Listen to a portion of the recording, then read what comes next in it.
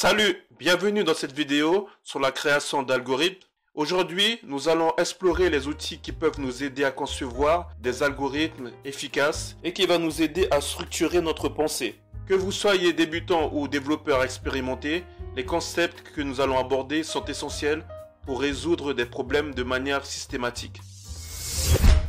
La première étape pour créer un algorithme est de bien définir le problème que nous allons résolver. Il y a deux outils couramment utilisés, le logigramme, aussi appelé diagramme de flux, et le pseudocode.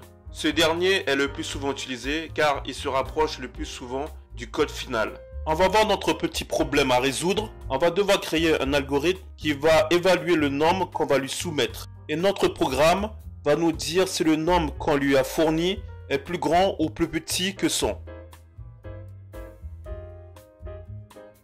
On va se rendre sur Canva où on va pouvoir générer des formes géométriques. Sur votre gauche, vous avez une petite légende qui donne la signification de chaque forme.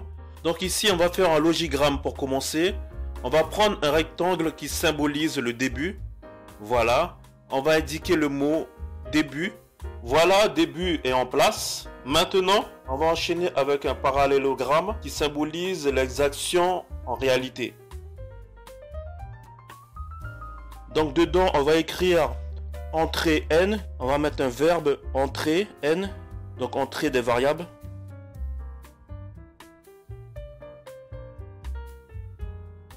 Attendez, je vais juste récupérer un lien. Là, ici. Voilà, on va le poser ici, là. On va ajuster un peu, voilà. On va enchaîner avec un losange qui symbolise une condition. Une condition qui se concrétise par une question à laquelle on va répondre par un oui ou par un non. Attendez, je vais arranger tout ça.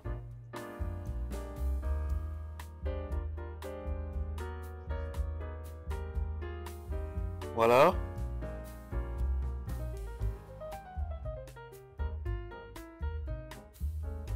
On va récupérer une flèche ici.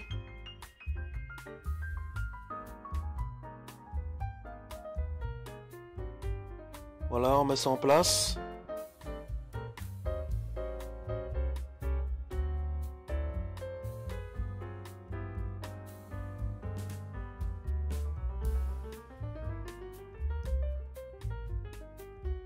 Donc on va dire, si la valeur rentrée dépasse le seuil de 100, nous allons afficher plus grand que 100. On récupère une flèche ici aussi.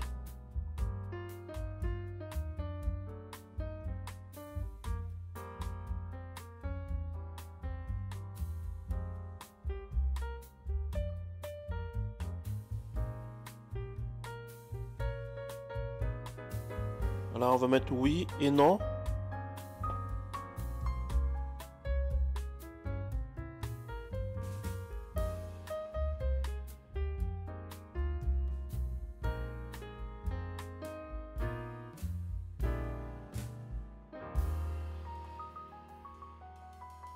On va remonter tout ça là.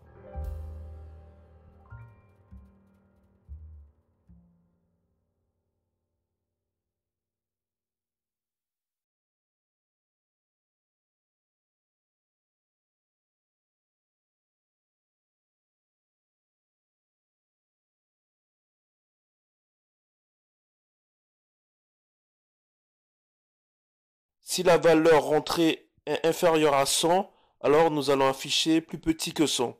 Voilà, c'est plutôt assez simple et limpide, non? On va finir avec un rectangle. Voilà, c'est fini pour le logigramme. Ça nous permet d'avoir une représentation graphique de notre futur programme. Maintenant, on va passer au pseudocode qui va encore plus nous rapprocher de notre algorithme final. Bon, on va placer un titre ici.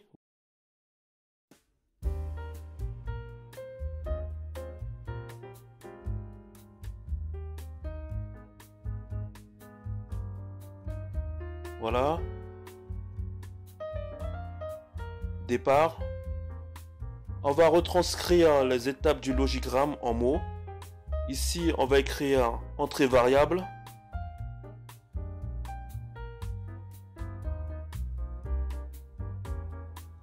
Ici, on voit bien qu'on a une condition à effectuer.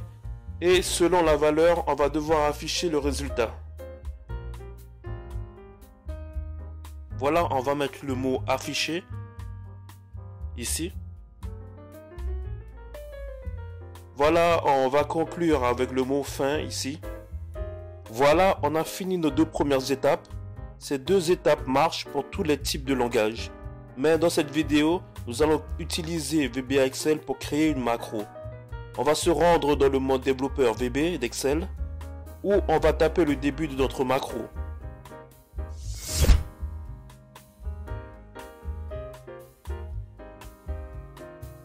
Ok, nous sommes dans le mode développeur. Maintenant, on va seulement suivre notre pseudocode. En VBA, on commence toujours avec le mot sub. On va donner un nom original à notre macro. Voilà, on va mettre algo. En VBA, pour créer des variables, on doit utiliser dim. À qui on va coller le type de données. Ici, ce sera integer. En VBA, pour recueillir une valeur, une variable, on utilise inputBox.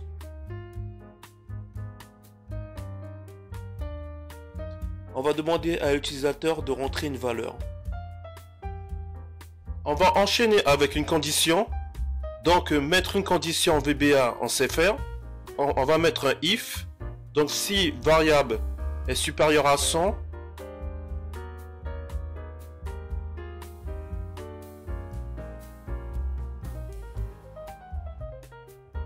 on va enchaîner avec l'action d'afficher. Donc, afficher en VBA, on sait faire aussi.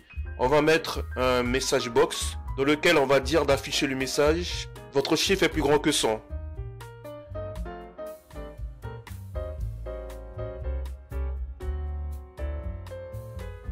Donc forcément on a une condition, donc on va traiter l'autre option. On sait faire aussi en VBA, on va mettre le mot elsif. Donc si la valeur rentrée est inférieure à 100, alors tu vas m'afficher le message contraire.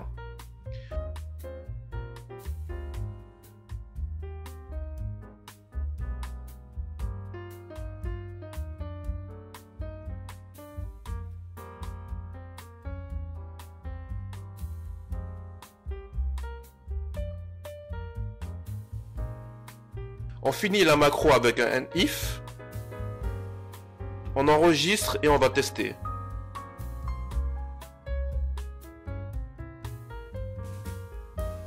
On va rentrer une valeur, tiens, inférieure à 100. On va mettre 76. Voilà, ça marche. On va mettre une valeur supérieure à 100. Voilà, j'obtiens le message adéquat. Bon, c'était un cas assez simple. La prochaine fois, on fera un cas plus complexe. C'est tout pour cette vidéo. Je vous dis à plus tard. Ciao!